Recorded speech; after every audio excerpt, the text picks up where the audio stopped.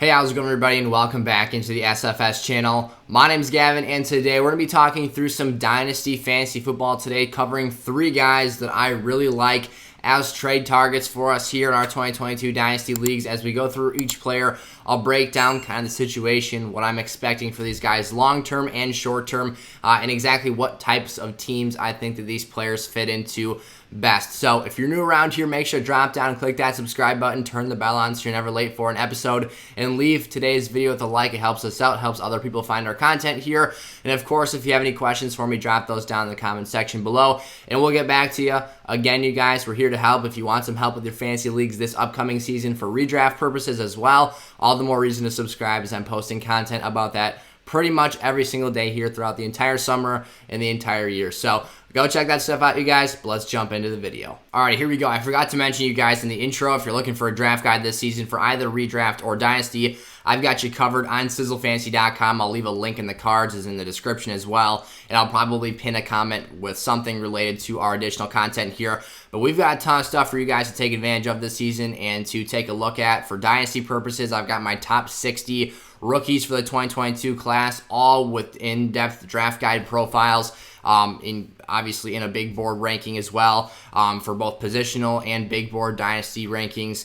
We've got our 2022 positional and redraft big board rankings for this season, our sleepers, our busts, our must-own players broken up from rounds 1 through 20. This season, for, obviously when we're actually having football games, I'll have my weekly positional rankings for you guys to take a look at as a lineup tool. And you guys can get all of this for just $5 a month, or by heading over to Underdog Fantasy and using promo code SFS when you sign up as a new user and deposit $10 or more. That's going to get you access to the website entirely free through this upcoming Super Bowl. So you're going to get however many days, however many months, it is from now until then, you're going to get access to the website through that following Monday after this year's upcoming Super Bowl. So you can get all that stuff for the entire year, access to my DMs on the community Discord server to ask me questions and pick my brain. I'll set your lineup for you every single week. Again, for potentially as low as $10 if you go on there and deposit $10 in Underdog, and they'll double your money to play with, so you'll have $20 to play with if you put $10 in over on that platform. So Chris Godwin, we've got ourselves, I didn't try to make this happen, but we've got ourselves a unique situation and kind of a coincidence with today's video. I'm not going to say what college these players went to, but all three players in today's episode all went to the same school. So if you know what that is, you can probably figure out who the other two names are, or you can really be a cheater and you can go down the description and look at the timestamps for, which player is when on today's video. So I'll leave that up to your guys' choice. Otherwise, you can wait and be surprised here. But the first player I'm super excited to talk about in today's video is Chris Godwin of the Tampa Bay Buccaneers. Now, I've got Chris Godwin up there as the wide receiver 15. He actually did finish as the wide receiver 15 this past season despite missing 5 games. Obviously, the ACL injury is something that you've probably heard talked about ad nauseum when listening to Chris Godwin analysis for this upcoming year, but obviously it has to be mentioned. And I think that at times, you've kind of got a differing two parties here when it comes to the injury community. You've got guys who absolutely don't care whatsoever about significant and season-ending injuries, and then you've got other guys who freak out and worry way too much about it. I try to find the happy medium in the balance, talk about why things could potentially go well, and what things he might see himself hampered in this season. We'll get into all that stuff and break that down in just a second. But what that wide receiver 15 marker actually means, again, despite the coincidence that he did finish as the wide receiver 15 after missing 5 games, which is insanely impressive, by the way, is the fact that his ECR right now, based on Fantasy Pros, that's expert consensus rankings for those of you that are unaware of what that stands for. That's basically, Fantasy Pros has a list of guys that they take rankings from, and then they basically put all of those rankings together, mash them up into some big formula, and it averages out the ranking position for each player based on that collective group of rankings and that large sample size of different analyst rankings. So basically, on average, Chris Godwin falls as the wide receiver 15 overall off the board in Dynasty for for startup draft purposes. So he would be the 15th receiver, one of the top 3 wide receiver 2s in 12-team formats to go off the board Overall, he's the 33rd player to go based on, again, ECR. So just kind of giving you some context on the value that's currently being placed upon him. However, I think that for teams this season looking to make a move that could potentially hit big in the back half of the season, or maybe even the back 3/4 of the season, so giving you a bit more runway here, I think this could be a huge value buy and opportunity to land yourself a very, very good player with a very, very valuable skill set and role in this Buccaneers offense. Obviously, if you followed fantasy, if you've been playing Dynasty for even just a couple of years, you know what Chris Godwin represents. His size is very good, 6'1", 209 pounds, playing that larger slot role, a guy who is, I feel like he actually plays a bit bigger than his size. I think that 6'1", isn't necessarily this physically imposing and terrorizing figure, but when he's lined up there in the slot, he looks significantly bigger, than a lot of the players covering him. He's very shifty. Obviously, his routes are very crisp, and he is fairly explosive as well, coming out of college, ran a 4.42 40-yard dash, but obviously, again, that stuff is not the most important factors in the world here. But one thing I did want to dive into in today's video is kind of getting outside of just talking about, rookie breakout players or year 1 and year 2 breakouts, that sort of thing. We'll be talking about that later on throughout this offseason. And I do want to talk more through Dynasty content during the actual NFL year this season, because I think that it's just another opportunity to make content and give you guys more information to take advantage of. But besides the point, all the more reason to subscribe if you're new around here. I'll be getting you guys around the year Dynasty content from this point going forward. So stay tuned for that stuff. Of course, redraft is going to be a big priority this upcoming season. However, Chris Godwin here, the ACL is the reason you're able to get that buy low opportunity. It's very straightforward. It's plain and simple. I'm not a rocket scientist to tell you that his value has taken a discounted price because of the fact that there's some uncertainty in the situation here.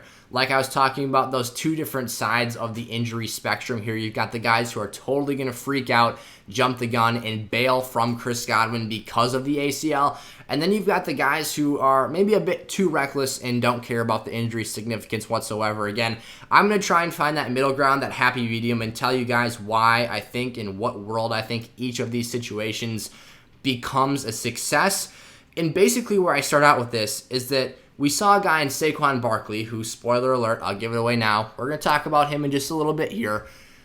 Saquon, I believe, struggled from both a mental and physical standpoint in the 2021 season, not because his injury wasn't healed, and this is something I've talked about a lot here on the channel, so if you've been watching videos here and you're a regular, this is probably not the first time you've heard me say this, but there's a difference between being cleared for contact and being able to play football again versus being able and being ready to be the same player you were before you suffered the injury. You could see last season, and we're already starting to unintentionally touch the tip of the iceberg here for our Saquon analysis later in today's episode, but you could see his hesitancy, his lack of confidence, his unwillingness to just take the deep dive and go 100% full bore. And it's not that I'm trying to knock Saquon here, because I think he's an awesome talent and an awesome player, and that's why he's going to be a buy target later on in today's episode. But you could see that issue at play. The thing that Chris Godwin doesn't have to deal with, that Saquon does, is that Chris Godwin doesn't play the most violent and physical position in football. The running back takes hits on every snap. In pass pro, if you're picking up a flying blitzer, a 250-pound linebacker that has 4.4 speed and just comes crushing into you, I mean, go back and look at the tape from Tampa Bay versus Dallas, opening night Thursday last year, week 1. Zeke was taking some shots, man. I mean, he was holding his own, picking up some impressive blitzes, but he was getting licked out there from some really dang physical defensive players in the pass pro game for Dak Prescott. And those aren't snaps when he's taking carries, contributing anything to your fantasy lineups. That's just the nature of the beast for the running back position. But Chris Godwin doesn't have to deal with that. Yes, he will be involved in the blocking scheme. He will get out in space and be, asked to move defenders out of the way for the Tampa run game. But it's nothing like that. The guys he's blocking are a lot smaller. The wide receiver position, and just in its natural state, is a less physical one. Probably the most physical receiver I saw last year was Cooper Kupp. They'd line him up at tight end at times, and they'd put him at the end of the line of scrimmage and have him wash down defensive ends. But not every team is doing that. Now, Godwin is in a unique situation because he's playing that big slot role. However, I think that psychologically he has an advantage over a running back who has an ACL injury, hence a J.K. Dobbins who's coming back this year. So I don't think we have to manage our expectations quite as much with Chris Godwin. Additionally, we're hearing excessively positive things coming out of Bucs camp right now. It's reported that he's going to be back sooner than expected. It's reported that he's like way ahead of schedule and he's just crushing this rehab and injury process, and that he's going to, quote, surprise a lot of people. I think that meaning just how quickly he's able to get back out there and be himself. So I love to hear all this stuff. At the end of the day, we have to put context behind it. And again, manage our expectations to an extent. However, the more I'm hearing, the more I'm digging into this situation, the less I'm concerned about Chris Godwin for fantasy this upcoming year, and the more positive I am about a guy who's just entering his age 26 season. Now, he's no, baby in the NFL. He's on his second contract now. He's been franchise tagged, signed to a 3-year extension. He's been through the works here. This is an NFL veteran, and all of these guys, for that matter, on the list today are NFL veterans, but they're not brand new to the league. They've been here before. We've seen flashes of fantasy success. We've seen reasons to be impressed and want to move forward with these players in our lineups, and Chris Godwin is at the top of the list for me today because of the things he's done at the receiver position. So you've got youth on your side. That obviously helps with the recovery process. Let's talk about the actual situation, though, who Chris Godwin is as a player and what he means to this Tampa system and why I'm so excited. It's obvious that I'm pretty optimistic with his injury timeline and his trajectory here as we get towards the 2022 season. I would say pessimistically, if the first quarter of the year he's a little bit hampered and is 80 to 85% of himself, you're still going to take that. And maybe that keeps the buy window open for just a bit longer for you to take advantage of getting a player down the stretch like a Chris Godwin, who again is going to play a super big role in this Buccaneers offense this season. I talked through the wide receiver 15 finish as a player who missed 5 games. That in its own right is insanely impressive here. But again, you do have that player who is essentially in that big slot role. He only had a 21.3% target share, but he did have 128 targets. He was 8th in slot snaps this season, which is something I absolutely love to see. And one more note here, I'll preface this first. Going back to that 8th in slot snap percentage there, 57.5% of the time he did line up in the slot for Tampa, which for a dang good receiver is an incredibly versatile thing to have on your side. When you're as good of a route runner as a Devontae Adams, a Chris Godwin, a Cooper Kupp, some of these premier top-end wide receivers, if you can stress the defense by having an in or out-breaking route that's likely to find you success, that's absolutely killer for the defense. Now, the thing I want to bring up here with ACL injuries, and for those of you who are going to be very pessimistic or might be a bit trigger shy to jump the gun on a Chris Godwin this year because of that injury, Cooper Kupp in 2018 had the same thing happen to him. He tore his ACL. Now, yes, 3 seasons later, we saw him finish as the wide receiver 1 and as a Triple Crown winner. And I'm not saying Chris Godwin's going to do that this season. I think I'd be a fool to have my expectations that high, especially playing alongside a guy like a Mike Evans in this offense. However, I think that the youth gives you long-term upside here. The quarterback situation does have question marks with TB12 after this season and beyond. However, I think that it's still worth this opportunity because of what he represents for contenders this year. Again, 21.3% of the target share in this offense does not do him justice. This was the number 1 passing volume offense, the number 1 team in team pass plays per game. Tom Brady was number 1 in passing attempts in the red zone, that being inside the 20-yard line and prime striking distance to score touchdowns. Everything you like to see about in this offense is present here. If you want to take a more in-depth look at a stat that I think does his volume and cut of that Tampa Bay offense a greater respect here, he had a 24.1% target rate, which is about 3% higher than that target share number. And target rate is based on targets per route run. So that's going to tell you that when Chris Godwin is in the lineup running a route, about a quarter of the time he's getting a pass thrown in his direction. So going back to that Tom Brady stat with number 1 in passing attempts in the red zone, Chris Godwin, despite missing those 5 games, was 4th in red zone targets. He had 26 of them on the season, and he still finished top 10. He was 10th, so the last in the list, the last to qualify, but he was 10th in receptions for this season. Again, missing 5 games. So I've got a lot of stuff I absolutely love here. Again, that slot role is incredibly attractive to me. The red zone opportunities, the fact that this team was 31st in team run plays per game. They're slinging the rock around the yard and not just playing, conservative football here. Not that I'm knocking teams that run the football, but this is about as good of an offense as you could ask for an extremely talented player playing one of the most valuable roles in an NFL offense, the National Football League. And I think he absolutely crushes it this season, especially at his redraft ADP right now. You can get him in the 5th or 6th round of those leagues. And I think for Dynasty, I expect much of the same in terms of him being a value buy and someone I'm all over for this year. Miles Sanders, we're going to take a little detour here before we talk through Saquon Barkley. But for me, Miles Sanders is someone who I think has way too much hate in the Dynasty and redraft communities. His redraft ADP in the 7th round is an absolute steal. I love him almost every time there. I think that the upside is way too good to pass on here. And this is still a young running back for teams that are in a rebuilding state that are looking for cheap and potentially high upside assets. Miles Sanders could be the perfect fit for your team. Now, I think he's going to have a very good season here in 2022. We'll see what happens after this season. He still needs a contract extension. He's from the 2019 class, so we'll see exactly what's in play for him long-term with this Eagles organization here. This will be 19, 20, 21. Yeah, after this season, he's an impending free agent, so he does need a second contract from the Eagles, or he will be moved to another team. But if he goes out there and balls out, again, if you're a rebuilding team looking for some young assets with high upside, you could potentially flip him for a return on investment after this season and get yourself some lucrative picks for this upcoming draft class, which has guys like Bijan Robinson from Texas that are absolutely going to crush it and be pure workhorse backs at the next level. So Miles Sanders, for me, just getting into things here, is one of the most efficient players in the league. Before we talk about that, though, let's talk about the immense value you're getting. You're getting the guy going off the board based on Fantasy Pros ECR as the RB27. That's RB3 territory in 12-team leagues. Miles Sanders should not be being drafted as an RB3.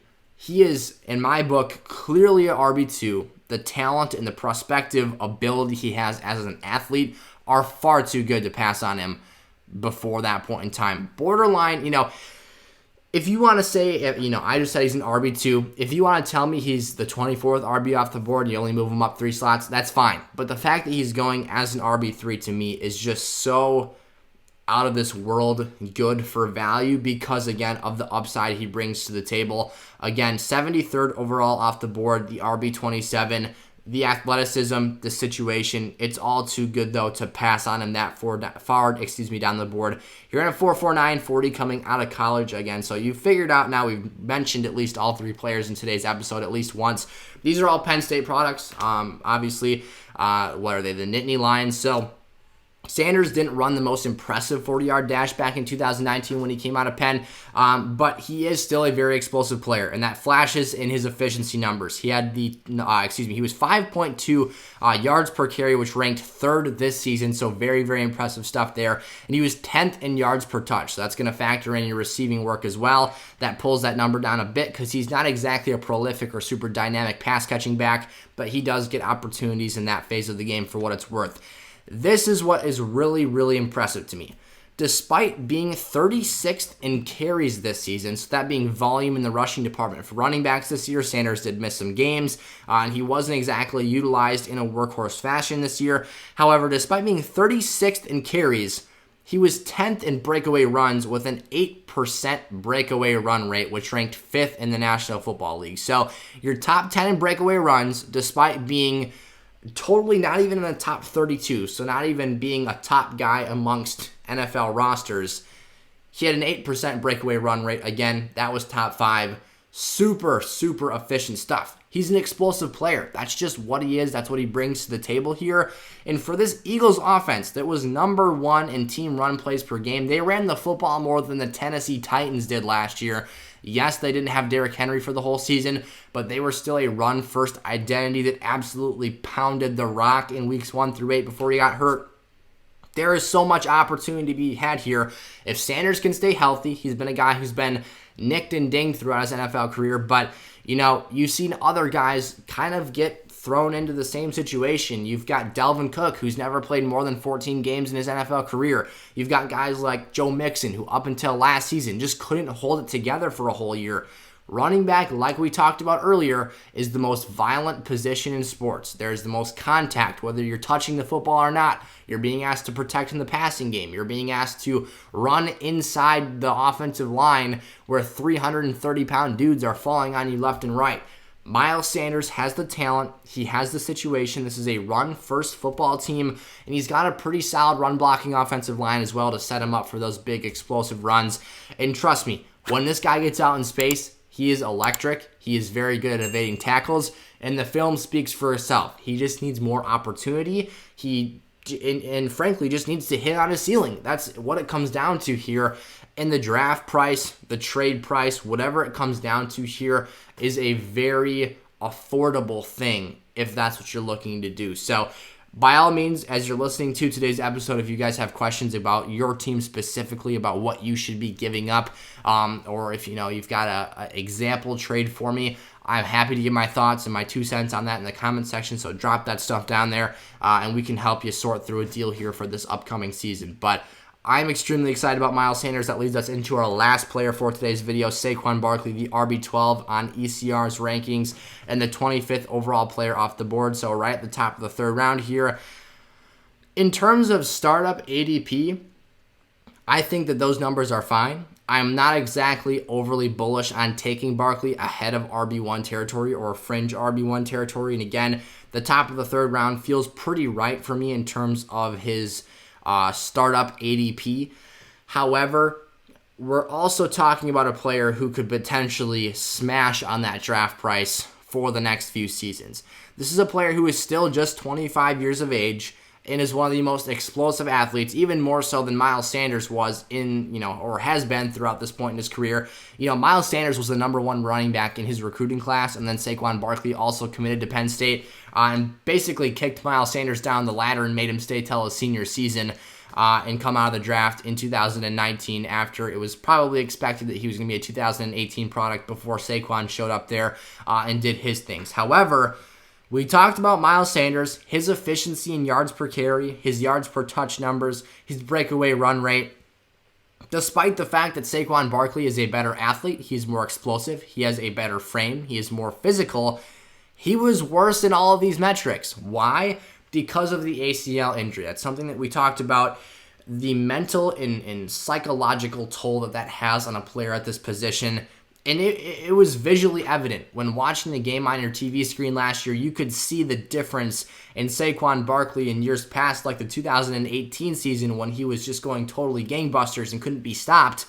This past year, he looked timid. He looked unwilling to, again, just totally dive and submerge himself into this offense. And while it was a very bad offense and an atrocious situation, things have gotten at least a little bit better. And I would argue that the 2022 Giants, led by Brian Daboll as the new head coach of this team, an offensive mind coaching them through that side of the ball, I feel better about this Giants offensive staff and situation than I have about any team since 2018 when Saquon first arrived in town and had a super, super great year. Now, back to the breakaway run rate. Miles Sanders, again, a quick refresher, had an 8% conversion rate. That was top 5 in the NFL. He had he was 10th in total breakaway runs last year.